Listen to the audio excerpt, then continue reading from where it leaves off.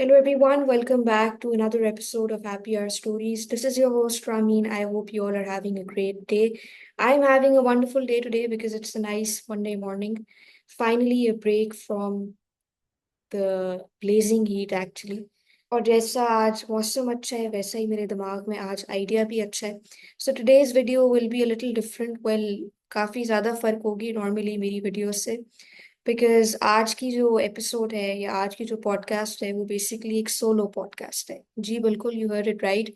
It's a solo podcast. मतलब ये in short या इन सिंपल वर्ड्स बेसिकली मैं आज बैठ के आप लोगों से बातें करूंगी, जो कि बहुत देर से मैं करना चाह रही थी बट ऑनेस्टली मुझे टाइम नहीं मिल रहा था, और दूसरा और इतने ज़्यादा आइडियाज़ होते हैं दिमाग में कि इसके लिए वक्त नहीं मिल रहा था.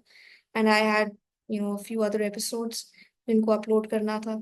But finally, today I convinced myself to sit down and record this episode. So the topic is very interesting. Um, एक बड़ा ongoing सा topic है जिसके ऊपर बहुत लोगों के different opinions हैं. Again, this episode is an opinion based episode. um, मेरी जो बातें होंगी वो बेसिकली मेरे अपने पर्सनल ओपिनियंस हैं. यू गाइज कैन अग्री और disagree. It's completely up to you.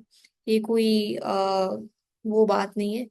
मैं जो बात करूंगी वो मैं अपने मुताबिक करूंगी या अपने ओपिनियन की बेसिस पे करूंगी. So we can have a nice discussion I think, and you guys can let me know what you guys think about the topic in the comment section below. So I'm talking about the type of content that is being made in Pakistan, the type of content that we as an audience are consuming, and of course family vlogging, जिसके बारे में हम बात करेंगे. Again, आप agree भी कर सकते हैं, आप डिसएग्री भी कर सकते हैं. मेरी जो ऑब्जर्वेशन है या मैंने जो कंटेंट देखा है या मेरा जो ओपिनियन है उस टाइप ऑफ कंटेंट पे, मैं वो इस वीडियो में आपके सामने रखूंगी. You can think differently and you can let me know in the comment section below as well कि what are your thoughts on it. सही है, चलें अपनी कॉन्वर्सेशन शुरू करते हैं. और मैं आपको लेकर जाती हूँ थोड़ा सा पीछे, ज्यादा पीछे नहीं, बट 2011 2012 में जरा चलते हैं. 2011 2012 में यूट्यूब बैन हो गया था पाकिस्तान में, और ये बैन चला था 2016 तक. And then in 2016 the ban was uplifted, so YouTube was back in Pakistan. Now ऐसा नहीं था कि 2011 2012 या उससे पहले कोई कंटेंट नहीं बनता था या कोई पाकिस्तानी कंटेंट क्रिएटर नहीं था. थे, कंटेंट भी बनता था, लेकिन कम लोग थे. ज्यादा ट्रेंड और ज्यादा कंटेंट क्रिएशन बाद में शुरू हुई, जो जो लोगों को अवेयरनेस आती गई. हम अपने ओजी कंटेंट क्रिएटर्स की बात करते हैं या अपने पाइनियर की बात करते हैं. मेरे नज़दीक तो आई थिंक वो ओजी कंटेंट क्रिएटर जैद अली ही है. So basically, he used to make these comedy skits and he used to post them on Facebook. Facebook was an existing social media platform जिस पर आप वीडियोस वगैरह कंटेंट बनाकर पोस्ट कर सकते थे और यूज भी कर सकते थे, क्योंकि बैन तो यूट्यूब हुआ था, फेसबुक पे तो कोई मसला नहीं था. खैर, इवेंचुअली जो जो यूट्यूब पॉपुलर होता गया और यूट्यूब से रिस्ट्रिक्शंस हटना शुरू हुई, आहिस्ता आहिस्ता हमने यूट्यूब पर भी कंटेंट बनता देखा. Zaid Ali also came on YouTube, but he did not come alone. हमने फिर और पाकिस्तानी कंटेंट क्रिएटर्स भी यूट्यूब पर देखना शुरू किया. शावीर जाफरी, शाम इदरीस. बट जो कंटेंट था वो ट्रांसफॉर्म होता गया. कॉमेडी स्किट्स से social experiments. Shaam Idrees used to do social experiments. Shavir Zafri used to make challenge videos. And then the vlogging culture came into the market. Vlogging culture शुरू हुआ, मतलब ये कि हमने vlogging करते इन content creators को देखा. And that too, daily vlogging. Daily vlogging में हमने बेसिकली उनकी डेली लाइव्स देखना शुरू कर दी, हमने उनकी डेली रूटीन्स देखना शुरू कर दी, और हमने एक्चुअली उनकी जिंदगी का एक एस्पेक्ट देखना शुरू कर दिया जो वो उस कैमरे के थ्रू हमें दिखाते थे यूट्यूब पर.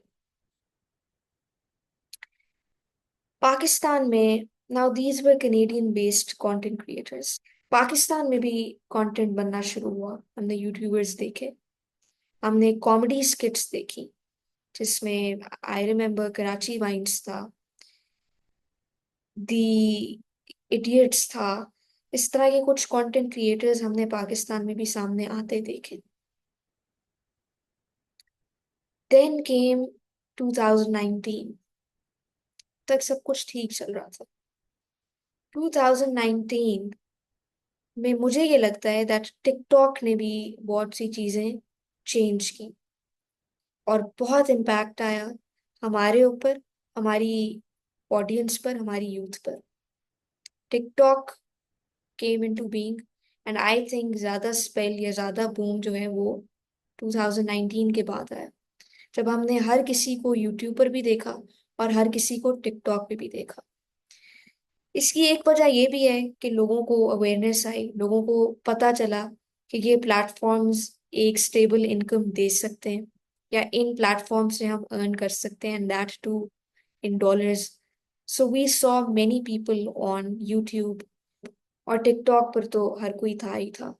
अब देखें, मेरा ये एक बिलीफ है कि कोई प्लेटफॉर्म अच्छा या बुरा नहीं होता। हर प्लेटफॉर्म में अच्छी चीजें भी आपको मिलेंगी, बुरी चीजें भी आपको मिलेंगी। ये हमारी चॉइस होती है कि हम क्या करना चाहते हैं। अगर आप कंटेंट क्रिएटर हैं, ये एप्स बुरी नहीं है, लेकिन हम इनको एक्सप्लॉइट कर सकते हैं।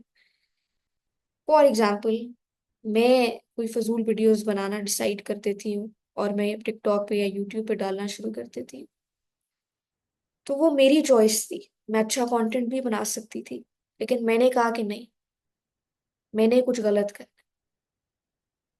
और दूसरी साइड पर बैठी है हमारी ऑडियंस, जिनके पास अगेन ऑप्शन है to see good stuff and bad stuff.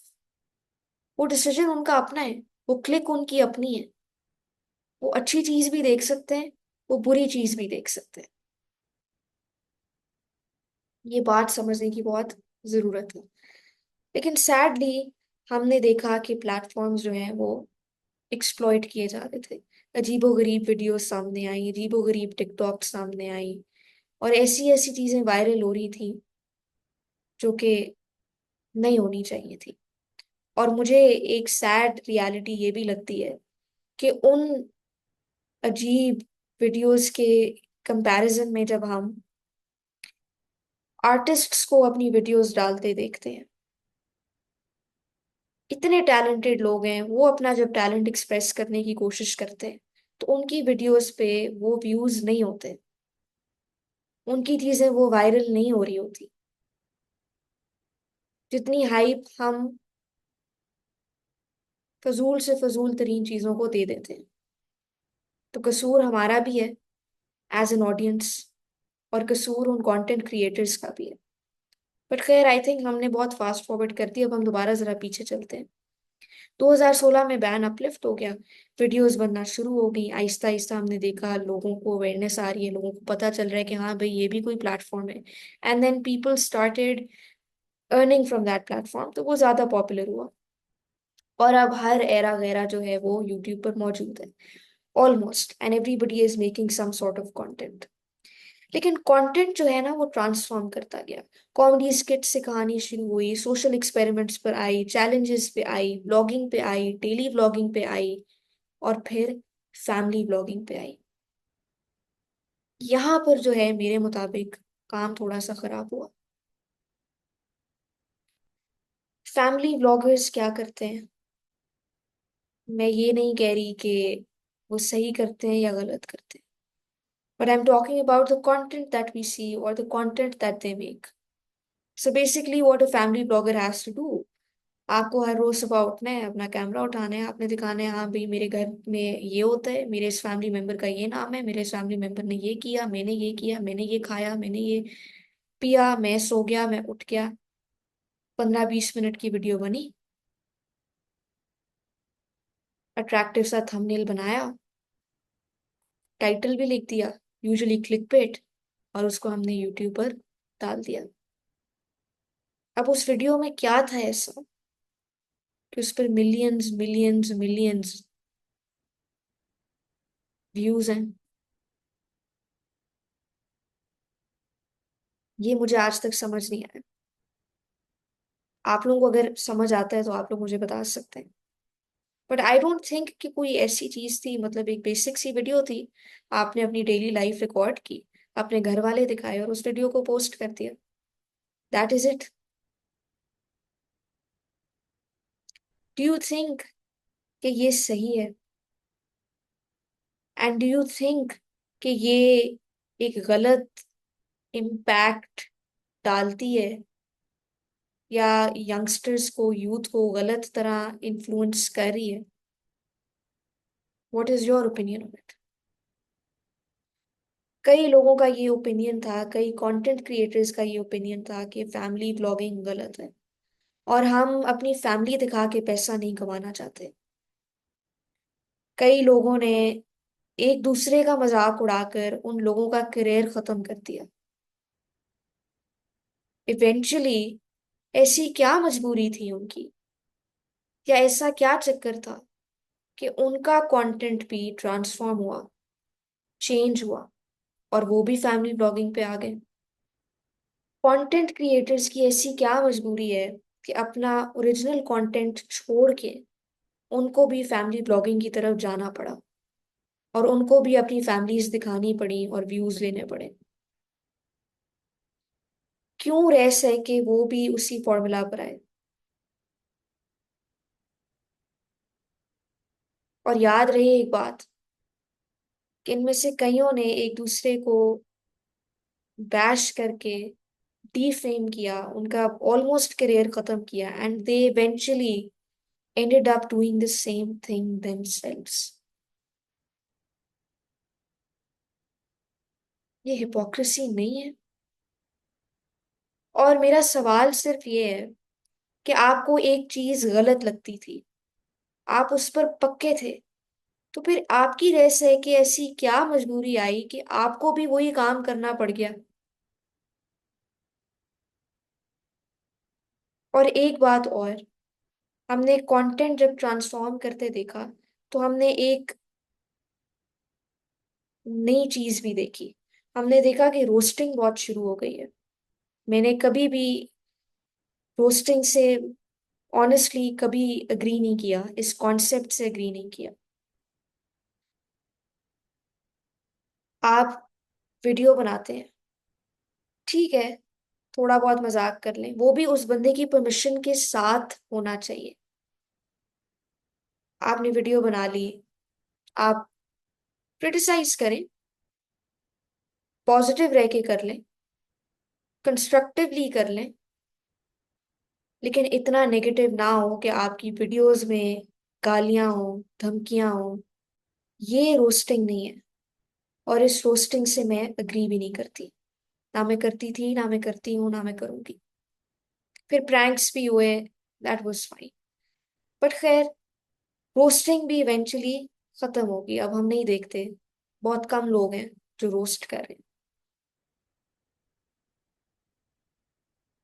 Do you guys think that every content has a time? Eventually वो चीज फेड कर जाती है। और अगर हर तरह का कंटेंट इवेंचुअली खत्म ही होना है, तो फिर जब फैमिली व्लॉगिंग की गेम डाउन होगी, तो फिर हम क्या देखेंगे? और फिर क्या आएगा? What sort of content will we see then? What will be the next step? क्या होगा, या क्या देखा जाएगा? Again, as I said, कोई प्लेटफॉर्म बुरा नहीं होता, कोई ऐप बुरी नहीं होती। हर जगह अच्छे बुरे लोग होते हैं। तो उसी तरह यूट्यूब पर भी अच्छा और बुरा कंटेंट दोनों है। ये नहीं है कि सिर्फ इसी तरह की चीजें बन रही हैं। अच्छा कंटेंट भी बन रहे हैं, इंफॉर्मेशनल वीडियोस भी बन रही हैं।